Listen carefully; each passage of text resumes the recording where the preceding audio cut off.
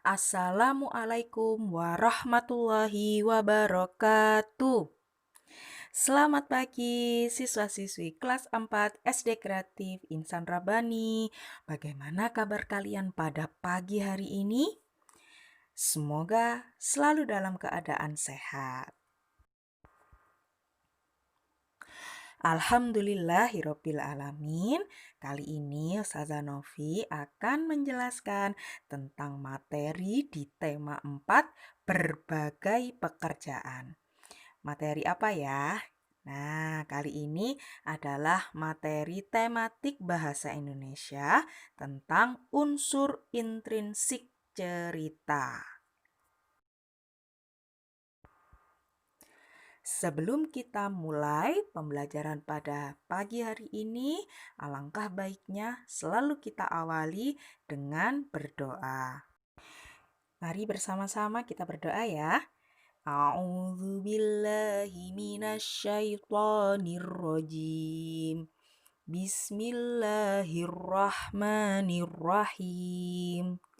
Raditu billahi rabba wa bil islami dina wa bi muhammadin nabiyyaw wa rasula. Rabbi zidni ilma warzuqni fahma. Amin ya Rabbal Alamin. Alhamdulillah, semoga kita semuanya selalu dimudahkan dalam menuntut ilmu. Baik, langsung saja ya. Sebelumnya, Ustazah ingin bertanya kepada siswa-siswi kelas 4A dan 4B. Pernahkah kalian membaca sebuah cerita? Nah, pada gambar yang sudah tertampil, Ustazah tampilkan cerita yang Ustazah ambil dari sebuah majalah dan juga ada sebuah buku cerita. Untuk gambar yang pertama adalah sebuah cerita yang berjudul Kejutan untuk Nadia. Sedangkan di gambar yang kedua adalah buku cerita dari Kecil-Kecil Punya Karya yang berjudul Kisah Mutiana. Kira-kira kalian pernah membaca sebuah cerita belum ya? Oke, baik.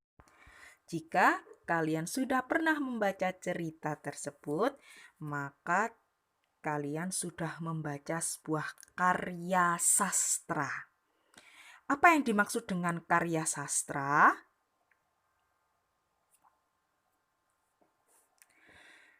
Ya, karya sastra adalah bentuk karya yang sangat indah baik secara lisan maupun tulisan. Kedua foto tadi adalah sebuah karya sastra. Nah, oke, selanjutnya. Nah, ini adalah sebuah buku cerita hewan menjelang tidur yang berjudul Angsa yang Sombong. Kira-kira pernah tidak ya terbersit dalam pikiran kalian dalam sebuah cerita, siapa saja yang ada dalam cerita tersebut? Atau di mana tempat kejadian dari cerita tersebut? Atau mungkin apa pelajaran atau hikmah yang dapat kita ambil dari cerita tersebut? Pasti kalian dari cerita yang sudah baca. Salah satu seperti itu yang wah.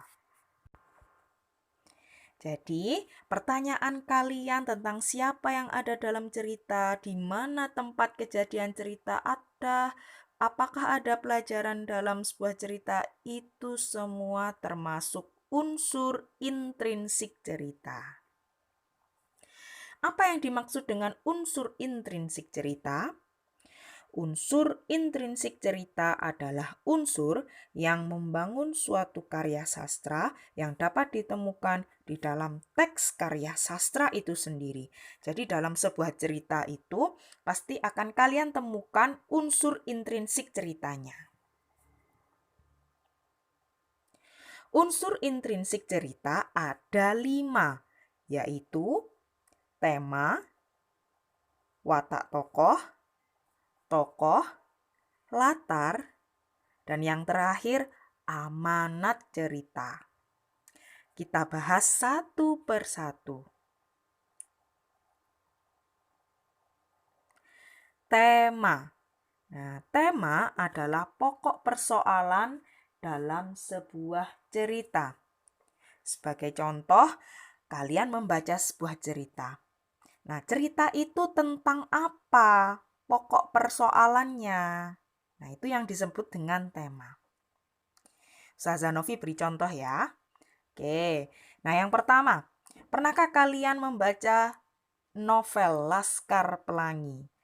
Nah, dalam cerita Laskar Pelangi itu, tema ceritanya adalah tentang pendidikan dan persahabatan.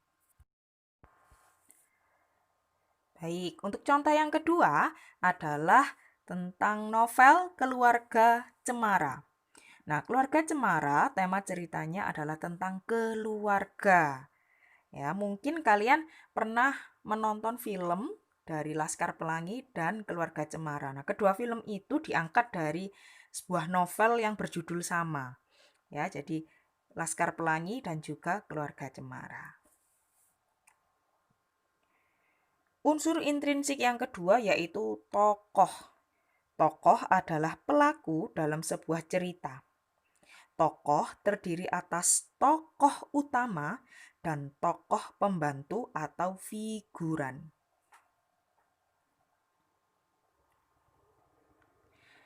Apa yang dimaksud dengan tokoh utama? Tokoh utama adalah tokoh yang sering muncul atau banyak diceritakan. Sedangkan tokoh pembantu atau figuran adalah tokoh yang kehadirannya hanya sekedar menunjang tokoh utama. Menurut sifatnya, tokoh juga dibagi menjadi dua, yaitu tokoh protagonis yang merupakan sebuah karakter dari tokoh utama di dalam sebuah cerita yang memiliki sifat baik hati, tidak sombong, dan suka menolong sesama. Sedangkan tokoh antagonis merupakan kebalikan dari karakter protagonis, sebab tokoh antagonis memiliki sifat yang jahat, iri, dan sombong. Baik, selanjutnya perhatikan gambar berikut. Nah, ini adalah salah satu cerita yang sangat melegenda, yaitu Dongeng Malin Kundang. Malin Kundang berasal dari Sumatera Barat. Pasti kalian sudah sering dengar ceritanya. Nah, sekarang Ustazah Novi ingin bertanya, siapakah yang merupakan tokoh antagonis dari cerita Malin Kundang? Ya, betul sekali. Yang menjadi tokoh antagonis dari cerita Malin Kundang adalah Malin Kundang sendiri. Karena Malin Kundang memiliki sifat yang jahat, tidak mengakui ibunya dan durhaka kepada ibunya. Baik, selanjutnya unsur intrinsik. Yang selanjutnya adalah watak.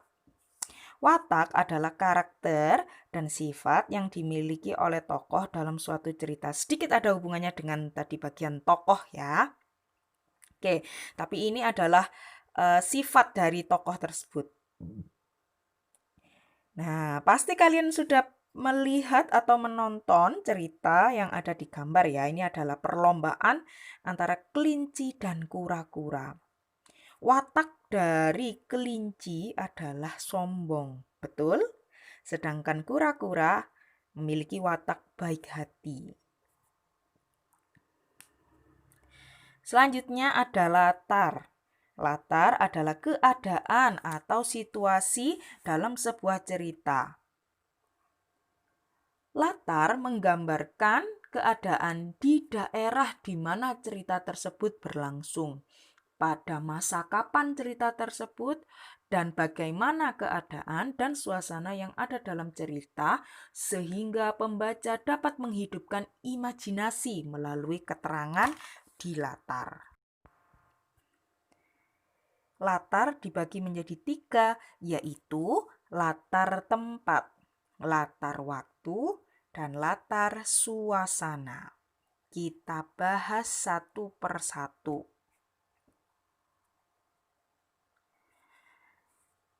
Yang pertama, latar tempat.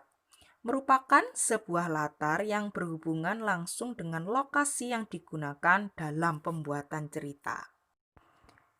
Latar tempat pada suatu cerita biasanya di hutan, di pedesaan, di kota, di kebun, dan sebagainya.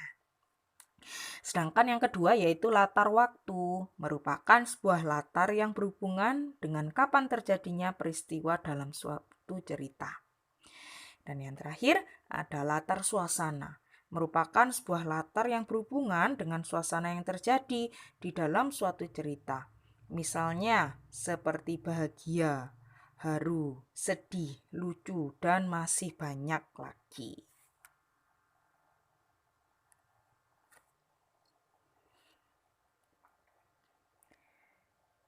Perhatikan gambar berikut. Ini contoh lagi ya.